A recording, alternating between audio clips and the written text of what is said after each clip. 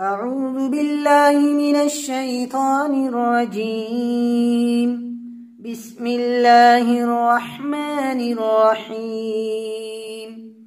يا أيها النبي جاهد الكفار والمنافقين واغلظ عليهم ومأواهم جهنم وبئس المصير. يحلفون بالله ما قالوا ولقد قالوا كلمة الكفر وكفروا بعد إسلامهم وهموا بما لم ينالوا وما نقموا إلا أن أغناهم الله ورسوله من فضله فإن يتوبوا يك خيرا لهم وإن يتولوا يعذبهم الله عذابا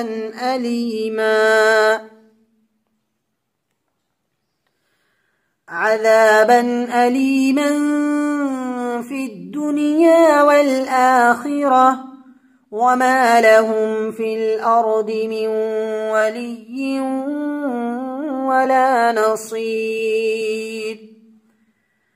ومنهم من عاهد الله لئن آتانا من فضله لنصدقن ولنكونن من الصالحين. فلما آتاهم من فضله بخلوا به وتولوا وهم معرضون. فأعقبهم نفاقا في قلوبهم إلى يوم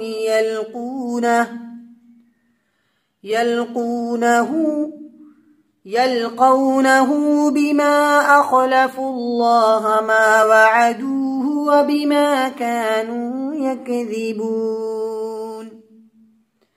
ألم يعلموا أن الله يعلم سرهم ونجواهم وأن الله علام الغيوب. الذين يلمزون المطوعين من المؤمنين في الصدقات والذين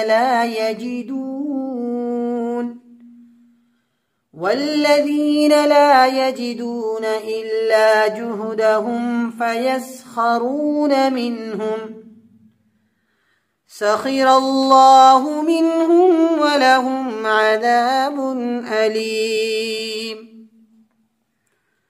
استغفر لهم أو لا تستغفر لهم إن تستغفر لهم 70 مرة فلن يغفر الله لهم ذلك بأنهم كفروا بالله ورسوله والله لا يهدي القوم الفاسقين. صدق الله العظيم.